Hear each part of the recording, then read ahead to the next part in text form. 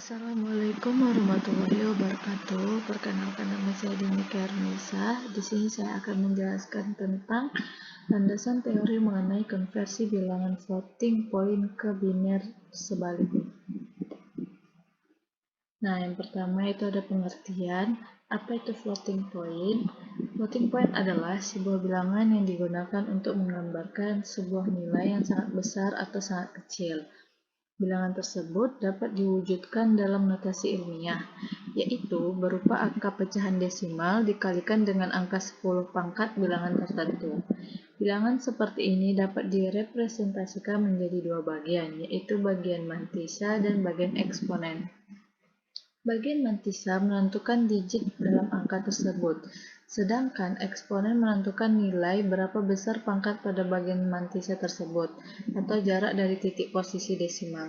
Contohnya, misalkan terdapat sebuah bilangan 89340000, maka bilangan ini dapat ditulis dalam bentuk bilangan floating point, yaitu 8934E6 yang secara matematis artinya 8934 dikali 106. Bagian mantisanya adalah 8934 dan bagian eksponennya adalah E6. Floating point standar IEEE. Nah, yang pertama itu ada bilangan floating point 32 bit atau single precision. Itu bilangan floating point 32 bit tersusun atas 1 bit yaitu tandanya S, 8 bit eksponen yaitu tandanya E, 23 bit untuk mantisa tandanya M.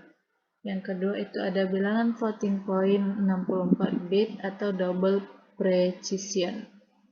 Nah, bilangan floating point 64 bit ini tersusun atas yaitu 1 bit tandanya itu S, 11 bit eksponen, dan 52 bit untuk mantisa. Nah, selanjutnya itu ada contoh bilangan floating point 32 bit. Nah, soalnya itu adalah mengkonversi bilangan desimal min 9,75 ke dalam representasi floating point 32 bit. Nah, yang pertama yaitu tentukan tandanya. Bilangan yang diberikan adalah minus 9,75 yang berarti itu tandanya S sama dengan 1. Kenapa? Karena bilangannya negatif. Nah, lanjut yang kedua yaitu ubah bilangan desimal ke bentuk biner. Nah, di sini kita akan mengkonversi 9,75 terlebih dahulu ke bentuk biner. Nah, 9 dalam biner ini cara mencarinya adalah 9 dibagi 2. Jadi 9 dibagi 2 itu adalah 4 sisa 1, baru 4 dibagi 2 hasilnya 2 sisa 1, terus itu ada 2 dibagi 2 itu sama dengan 1 sisa 0, terus 1 dibagi 2 hasilnya 0 sisa 1. Jadi hasilnya adalah 1001 dalam binar. Nah, selanjutnya itu kita cari yang 0,75 dalam binar. Nah, yang 0,75 itu dikali 2 hasilnya 1,5. Ini diambil angka 1 atau bagian bilangan bulatnya. Nah, yang kedua terus 0,5 dikali 2 sama dengan 1,0, ambil angka 1 bagian bilangan bulat. Jadi hasilnya adalah 0,75 ini adalah 0,11 dalam binar. Jadi 9,75 dalam binar ini adalah 1001,11.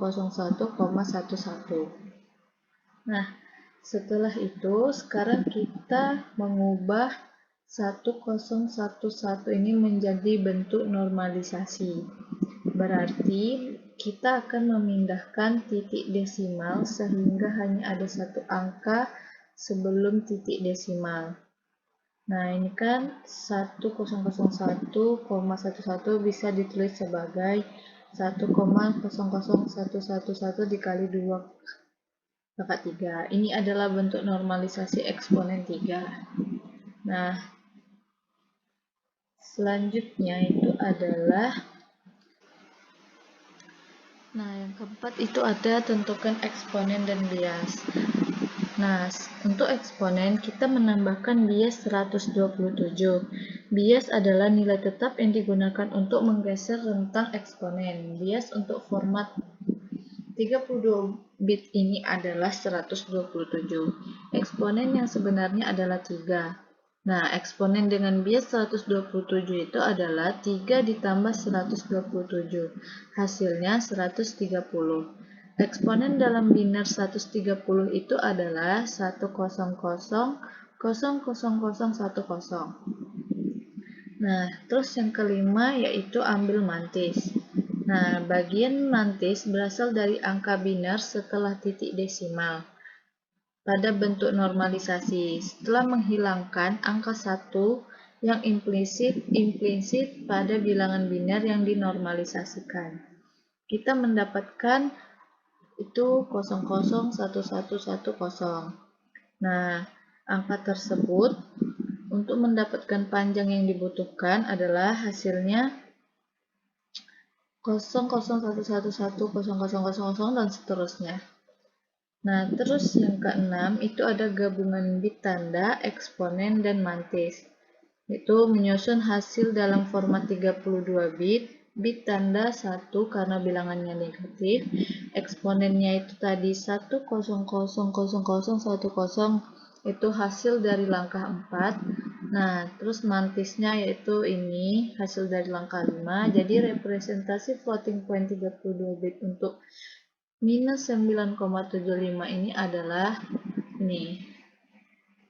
Jadi kalau misalkan kita gabungin, jadi hasilnya adalah 1100001000 dan seterusnya.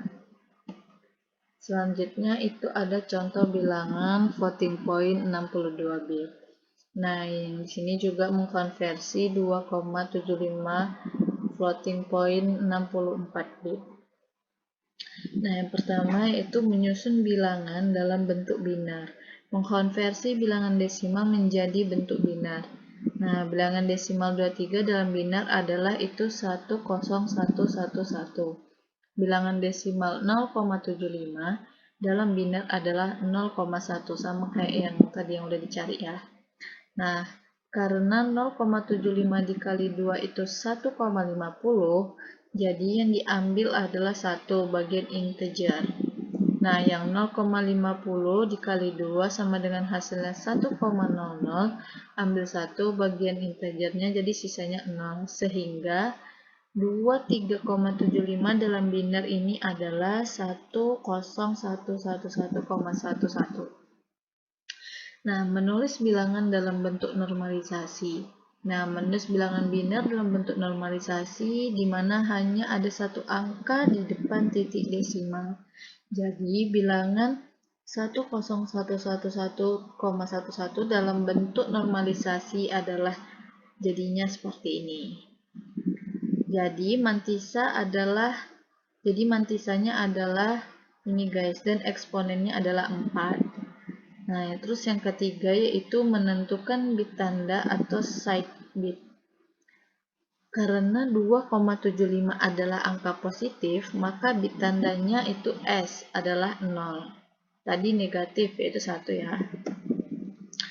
Nah, yang keempat itu ada tentukan eksponen. Jadi eksponen yang sebenarnya tadi adalah 4, namun dalam format IES 754 kita harus menambahkan bias 1023 ke eksponen, sehingga eksponen yang disimpan adalah 4 ditambah 1023, hasilnya adalah 1027.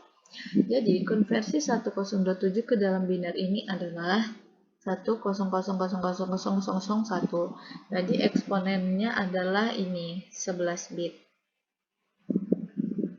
Nah, yang kelima itu ada menentukan mantisa. Setelah titik desimal pada bilangan normalisasi, kita ambil angka setelah 1, yaitu 0111 dan seterusnya. Karena representasi IEE itu 754 menggunakan 52 bit, untuk memenuhi mantisanya, kita tambahkan angka 0 untuk memenuhi 52 bit tersebut. Jadi, jadilah seperti ini. Nah, yang keenam yaitu menyusun representasi 64 bit. Jadi kita gabungkan yang bit tanda tadi, yang 0, terus eksponennya itu berapa, dan mantisennya tadi berapa, dan digabungkan menjadi satu, jadilah seperti ini. Nah, selanjutnya itu ada metode komplement bilangan. Ada dua jenis komplement untuk setiap sistem bilangan dengan basis R, yaitu komplement R dan komplement R1. Jika nilai basis tersebut disubstitusikan, maka dua jenis komplement untuk sistem bilangan desimal, biner oktal, dan heksadesimal adalah sebagai berikut. Bilangan desimal yaitu basis 10, komplement 10, dan komplement 9. Bilangan biner itu basis 2, komplement 2, dan komplement 1. Bilangan oktal itu basis 8, yaitu komplement 8 dan komplement 7. Bilangan heksadesimal itu basis 16, komplement 16, dan komplement 15. Nah, komplement suatu bilangan dalam suatu sistem bilangan yang berbasis R dapat didefinisikan sebagai berikut. Nah, bisa dilihat ya ini, di mana N banyaknya bilangan bulat dan M banyaknya bilangan pecahan. Nah, jadi komplement R1 dari suatu bilangan dapat diperoleh dengan mengurangi angka terbesar dari anggota sistem bilangan dengan setiap angka dalam bilangan yang bersangkutan. Sedangkan komplement R dapat diperoleh dengan menambahkan angka paling kanan pada bilangan komplement R dengan angka 1. Nah, jadi sekian penjelasan dari saya. Terima kasih. Assalamualaikum warahmatullahi wabarakatuh.